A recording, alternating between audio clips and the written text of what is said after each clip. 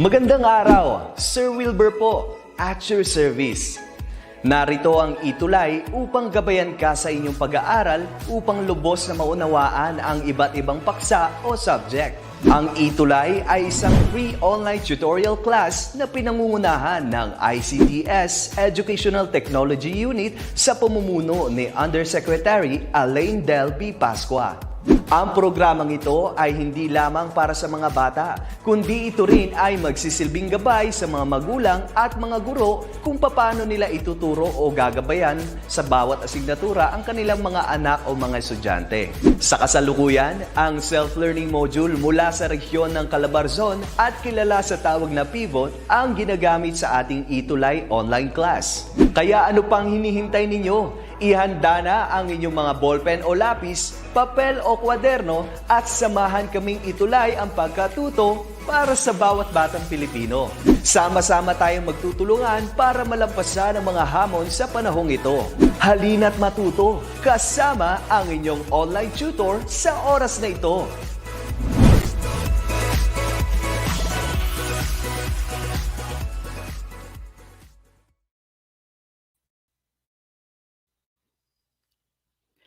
Magandang hapon po sa lahat, lalong-lalo na po sa ating mga senior high school learners and parents who are watching our live stream of our ETUlay online tutorial.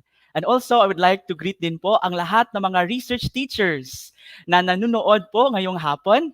Magandang hapon po sa inyo. Alright?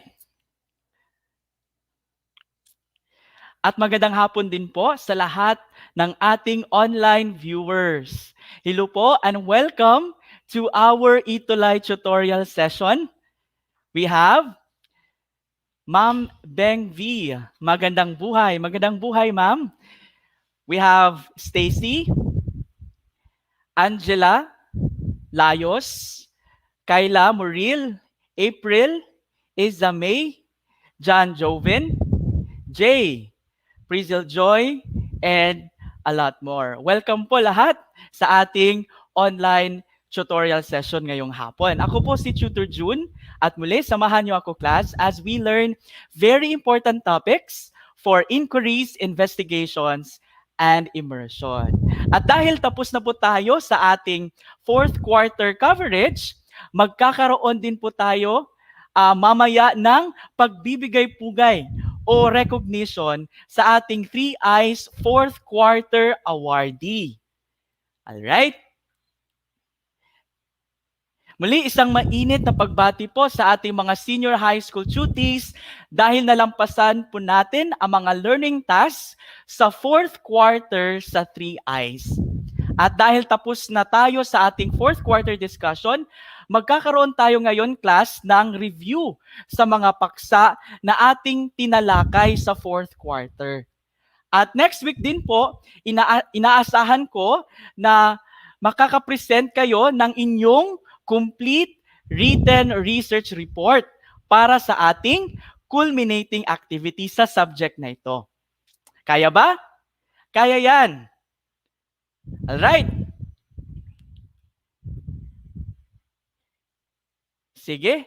Let me read first the other comments in our live streams comment section. We have Russell Soltura, Master Teacher 2, Research Teacher from DepEd Quezon. Magandang hapon po, Sir Russell. Alright. And we have students, Nisha, Ronald Jo, Charlie, Princess, Julie, Marlene, Jane Wency, CJ, Lorenzo, Rosemary, and Kim. Alright? Mag-umpisa na tayo sa ating review session ngayong hapon. Yung ibang mga research teachers, I know, nakapagbigay na kayo ng inyong pagsusulit o summative exam sa fourth quarter. Or yung iba ay magbibigay pa lang ngayong week or sa susunod na week. Alright? So, this will be a sort of a review para sa ating mga tutees sa research or sa 3I's, inquiries, investigation, at immersion.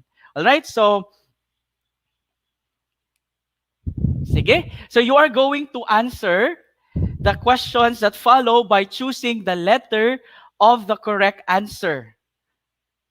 The letter of the correct answer. So you are going to write the letter of the correct answer in our comment section. Okay, multiple choice po tayo for part 1. Okay, ready na ba ang lahat? Are you ready, class? Okay. Okay, do not forget, class, to indicate the item, item that you are going to answer. So if, for example, if it's number 1, so you write number 1. So this will be 50 items lahat. Okay? So I hope na makakasagot tayo, makapagbibigay tayo ng tamang sagot sa mga tanong, okay, sa ating review session. Good afternoon, Marnie Labrador, research teacher from Kamsur Division. Magandang hapon po, Ma'am Labrador. All right, let's start. Let's start with our question number 1. Right? When do you use a t-value instead of a z-value? Is it letter A, when n or the sample size is less than 30? B, when n or sample size is greater than or equal to 30? Letter C, when p-value is greater than alpha? Letter D, when t computed is greater than t statistic or test statistic. All right? Let me read your answers in our comment section. We have, okay, Jane Wency, Princess, Andrea, Lorenzo, Jean Kenneth, Julie, Janver, Fatima, Hazel, and a lot more answered letter A. And that is correct. The answer is letter A. Good job. Okay. So again, we use t-test. Okay. So recall, class, we use t-test when the number of samples in our research study is less than 30. So the value obtained is, of course, called as t-value or t-computed. Okay. On the other hand, we use z-test when the number of samples in our study is equal to or greater than 30. Alright? So, lahat ng sagot ay tama. Very good. Let us proceed. Question number 2. What is the p-value when a result of a hypothesis test in a correlational research is significant? A, equal to 0.05. B, greater than or equal to 0.05. C, less than 0.05. D, less than or equal to 0.05. Let me check your answers for number 2. Again, what is the p-value when a result of a hypothesis test in a correlational research is significant? Okay. Kim answered letter A. Jane, Andrea, Samantha answered A. Jane Wency answered C. Stacy answered letter D. Okay. So iba-iba po yung sagot natin. Alright. Sino kaya ang tama or ano kaya ang tamang sagot? Okay. We use so in order for us to say that the result is significant, dapat, okay, the p-value, when we use the p-value method or the probability value method, so dapat it must be less than or equal to 0.05. Although pwede ding equal to 0.05 up equal to 0.05 or less than 0.05. Pero since we have less than or equal to 0.05, so the best answer is letter D, right? So Beatrice answered letter D. Lizabel also answered letter D. Tama. Right, so again, okay, one method for us to determine if the result in a statistical test is significant is the use of the p-value method or the probability value method. And using this method, we have discussed that if the p-value is less than or equal to the level of significance alpha, okay, wherein in educational research, the commonly used level of significance is 5% or 0.05. So if the p-value is less than or equal to 0.05, then we reject the null hypothesis. It means that the difference or the relationship is significant. However, if the p-value is greater than 0.05 or any level of significance, okay, then we do not reject the null hypothesis, which means that the difference or the relationship is not significant. All right. Let's proceed to our question number 3.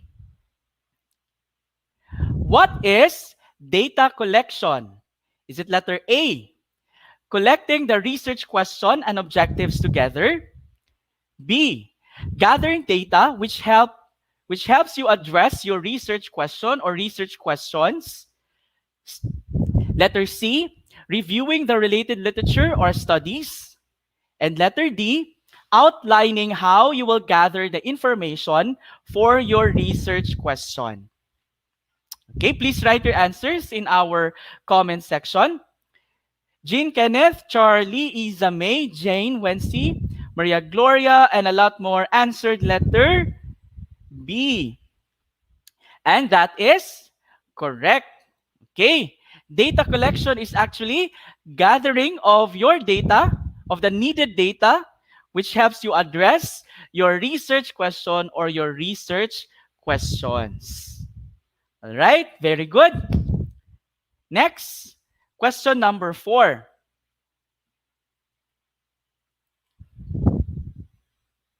What type of validity does the IQ test possess if it is free from grammatical and typographical errors? Is it letter A, concurrent, B, face, C, content, D, construct?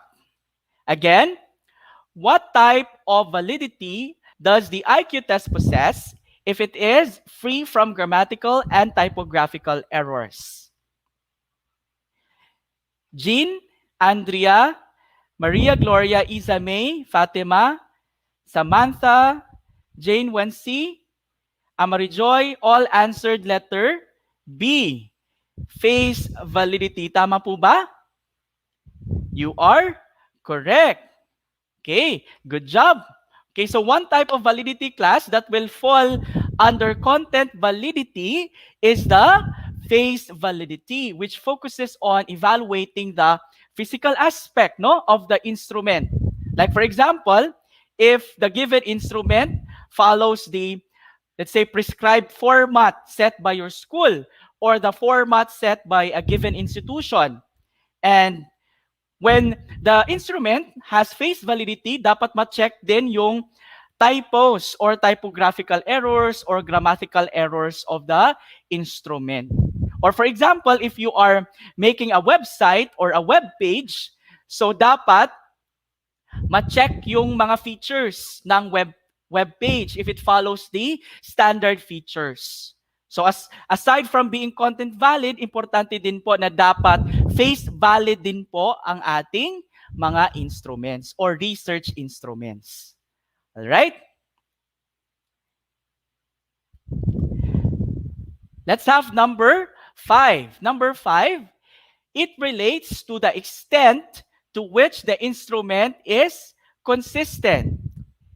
Is it letter A, validity, B, reliability, C, consistency, D, replicability? Okay? Again, number 5, it relates to the extent to which the instrument is consistent. Okay, there is consistency of the results. Okay, so we have number 5, Jean Kenneth, Jane Wency, Fatima Charlie, Princess Isa May, Hazel Ann, Julie Ann, Andrea, and a lot more answered letter B, reliability. That is correct. Right? So again, reliability refers to the consistency of the results. Okay. So for example, when the instrument is administered several times to the respondents or to your respondents, it must yield similar or consistent results for it to be reliable. Okay. Sige. So tama po si Mary Joren, Samantha, Jenalyn, Lori, Jay Isidto, and Judea.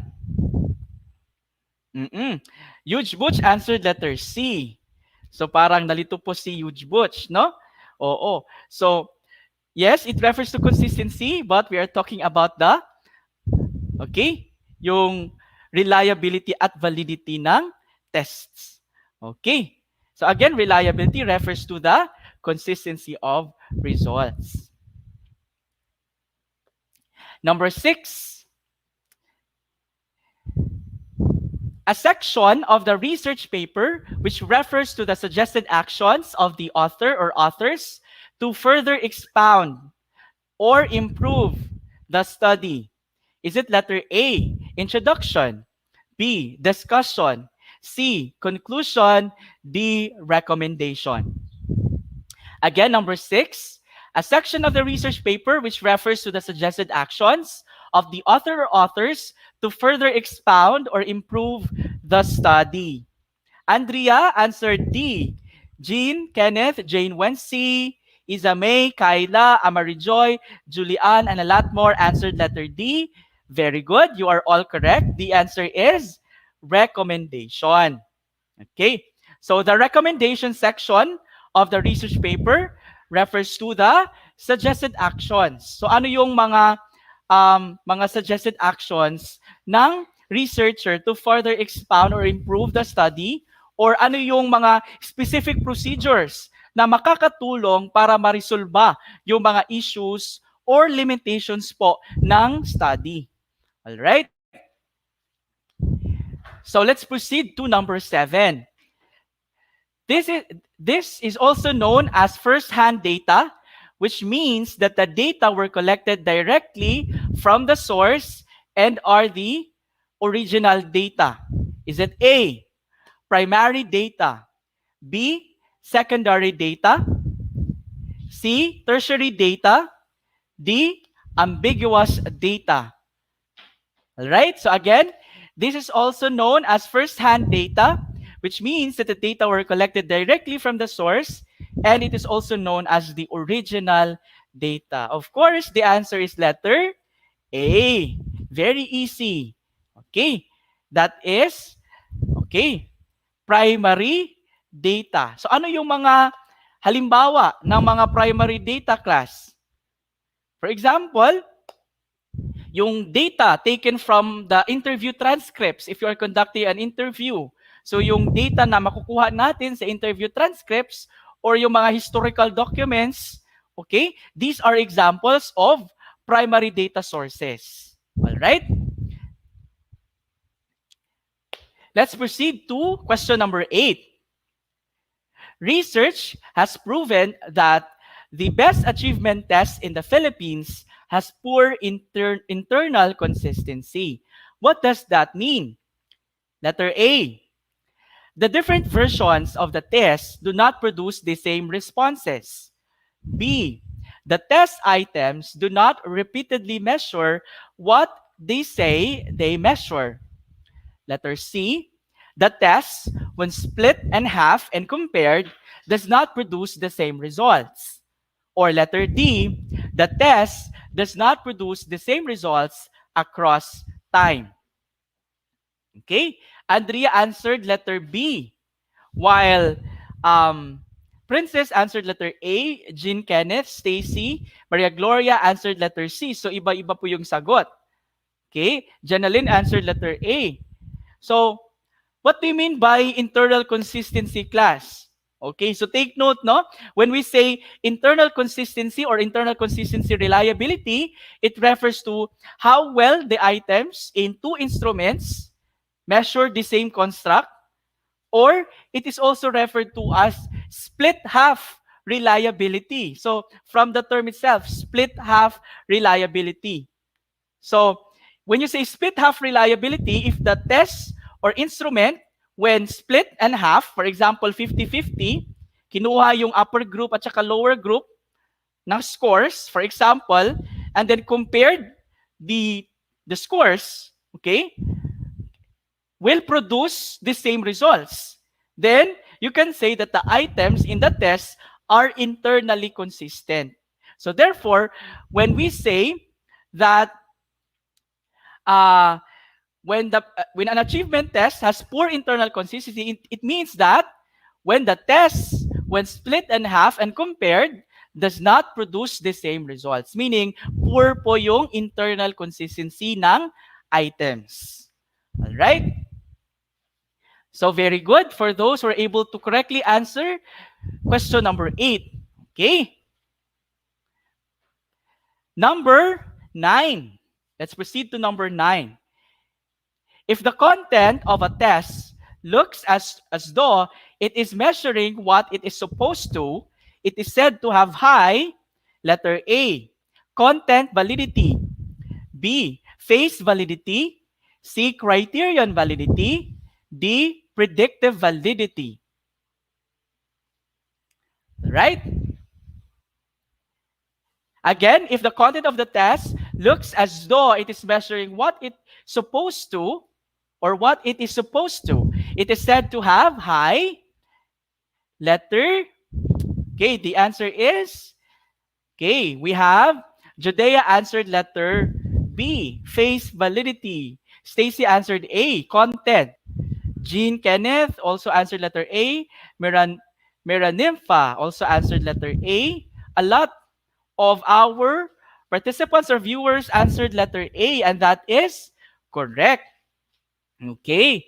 Content validity. Again, when you say content validity, it is the extent to which the content or topic of the test is truly representative of the content of the, let's say, instrument or of the course. Or for example, if you want to measure a particular variable, so dapat yung instrument will measure the variable that you want to measure, no, in your study. So when you say an instrument is content valid when it measures what it's supposed to measure. So yan yung ibig sabihin ng content validity. Kaya nga, meron tayong mga content experts na nag-check sa content validity ng instrument natin. And it is recommended na we should have at least 3 content experts na titingin, no, sa content ng ating instrument. If meron yung content ba or yung items ba ng instrument na cover ba lahat na dapat ma-cover para ma-measure yung variable na dapat i-measure sa study ninyo. All right? Let us proceed to question number 10. Question number 10. It is a measure used to assess the reliability or internal consistency of a set of scale or test items. It is a function of the number of items in a test, the average covariance between pairs of items, and the variance of the total score. A, Cronbach's alpha. B, phi coefficient. C, Kuder-Richardson. D, split half. Again, it is a measure used to assess the reliability or internal consistency of a set of scale or test items. So, ano ba yung commonly used na statistic kapag tinitingnan natin yung internal consistency ng instrument. Okay. Na-discuss po natin yan, di ba? Okay, the commonly used statistic for this is letter A, Cronbach's alpha or Cronbach's coefficient alpha. Okay? This is developed by Lee Cronbach. Okay. So again, Cronbach's alpha is referred to as the indicator of consistency. So when you have a 0 Cronbach's coefficient, it means that there is no consistency of the results. When you have a coefficient or a Cronbach's alpha coefficient of 1, it means that there is a perfect consistency. All right. Next, number 11. Number 11, the process of assigning numerals or other symbols to answers so that responses can be put into a limited number of categories. Is it letter A, observation, B, survey, C, coding, D, instrument development? Again, the process of assigning numerals or other symbols to answers or to our, let's say, to the data or the data that we have gathered so that responses can be put into a limited number of categories. Okay. Let me check your answers. 11. Majority answered letter C. Okay, of course, that is letter C, coding. Okay. So, when you say assigning numerals or symbols, it is actually coding. So, ang purpose po na nagko-code tayo sa research is para hindi po mahirap ma-analyze natin yung mga gamit yung mga statistical softwares like SPSS. So, for example, hindi na masyadong mahaba yung data natin or yung phrases ng data natin. For example, if it is taken from an interview transcript, no? So, yung gagawin natin, i-code natin sila, o yung mga data or responses natin, tapos if may results na, doon na tayo, binabalikan natin yung mga codes natin. Ano bang ibig sabihin ng mga codes para ma-interpret natin yung mga codes? Alright? Let us proceed to question number 12. What is the type of correlation coefficient to be used in a test-retest given that the data are both interval or ratio? Is it A, Cronbach's alpha, B, phi coefficient, C, Pearson R, D, Spearman's rho? Okay? Again, what is the type of correlation coefficient to be used in a test-retest para this is a form of reliability test, yung test-retest, kapag nag-administer ka ng test ngayon, at saka after a week, nag-administer ka din ng same test to the same group of, let's say, pilot group, no? That is actually test-retest. So, anong gagamitin natin na correlation coefficient or reliability coefficient kapag yung data is interval or ratio? Okay. So, lahat sumagot ng letter C. Very good. The correct answer is letter C, Pearson R. This is also referred or known as Pearson product moment correlation, developed by, of course, Carl Pearson. Okay. So again, this is the most commonly used correlation coefficient to analyze the relationship of variables containing either interval or ratio data. So anong ibig sabihin when you say interval data or ratio data? Okay, these are, for example, if you are dealing with scores in a test or the academic performance, no, of your respondents in the form of grades. So these are actually ratio data. Scores in a test is an interval data. Okay. Number 13. It is not part of the body of the report itself. It is a basic summary of the report contents, including sample, treatment, design, results and implications. Letter A, abstract. B, review of literature. C, conceptual framework. D, acknowledgement. Again, it is not part of the body of the report itself.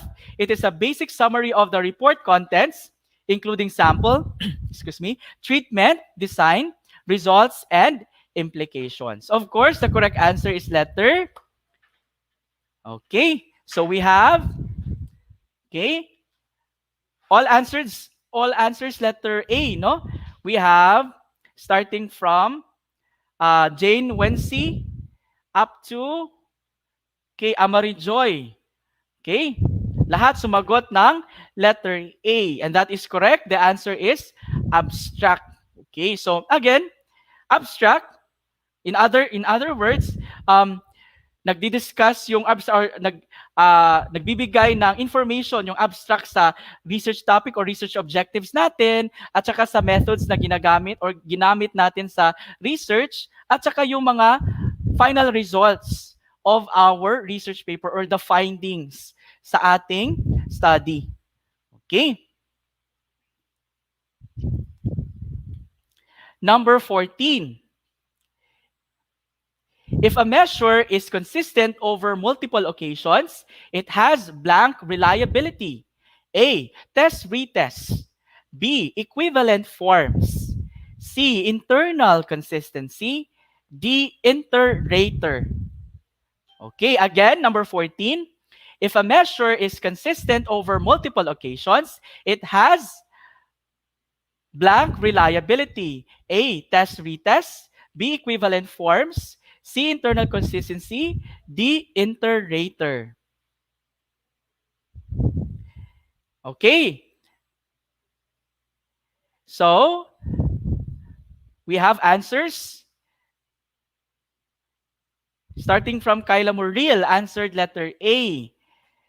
Up to John Ver, also answered letter A. And a lot of our students in our live stream answered letter A, and that is correct. That is test-retest reliability. So when you say test-retest, nag-administer ka ng test ngayon sa itong group na students or yung pilot group mo, okay, let's say five members of the pilot group, nag-administer ka ng instrument mo, tapos after 3 days or after a week, inulit mo naman yung nag-administer ka na naman ng or nag-administer ka again ng another test, same test, okay, to this group, 5 members of your pilot group. Okay? So that is actually test-retest. Okay? Malapit na po yung oras natin. So, let's have number 15 as our last item.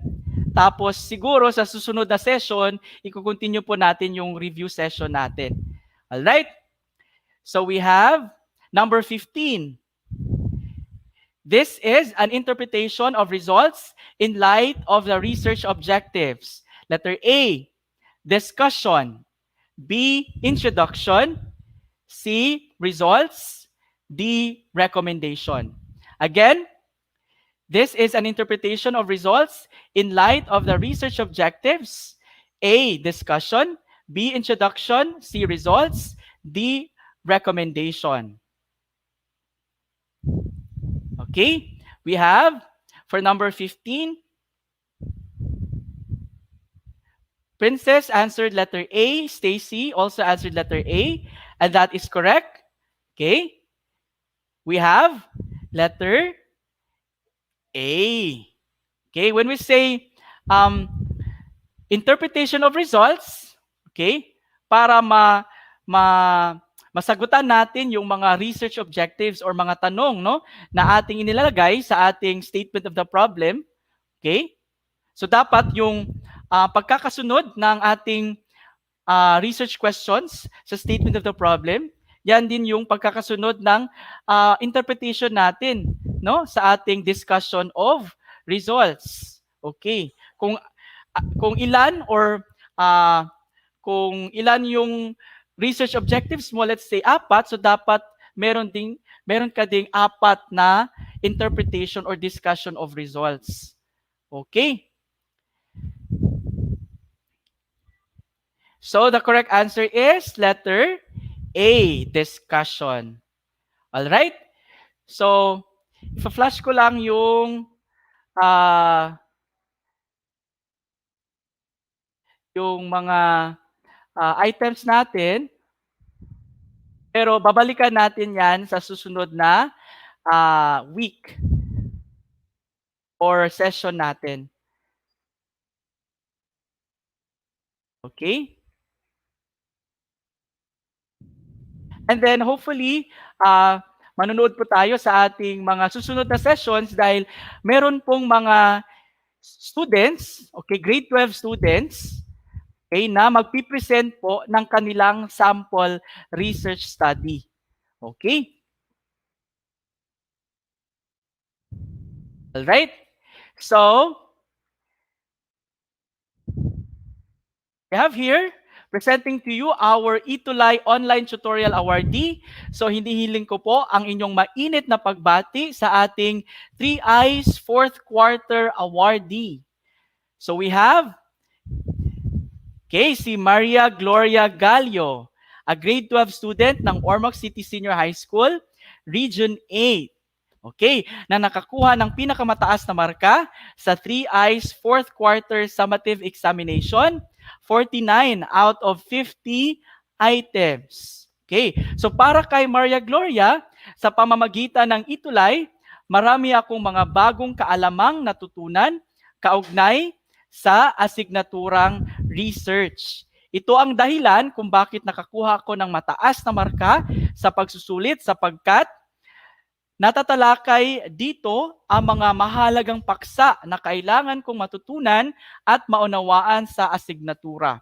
Bukod dito, maari ko ring mapanood muli ang mga talakayan upang mas lubos ko pang maintindihan ang mga aralin. Alright, so maraming salamat Maria Gloria sa iyong palaging pagsubaybay sa ating ETUlay sessions. Hangad po namin sa ETUlay na matupad mo ang iyong pangarap sa buhay. Again, congratulations. Alright, so sa mga hindi po makapanood ng ating weekly live tutorial sessions, you may follow me sa aking Wakelet account na nakalagay sa inyong mga screens or pwede ding scan ang QR code na nasa inyong mga screens. Ang ating recorded videos ng ETUlay tutorial sessions in inquiries, investigations, and immersion are compiled in our Wakelet account. At yan po ang ating online tutorial sa linggong ito. See you po in our next tutorial session, same time, same day. This has been your ETUlay tutor, Sir June, na nag-iiwan ng katagang, the research of today shall speak the innovations of tomorrow. Thank you and happy researching!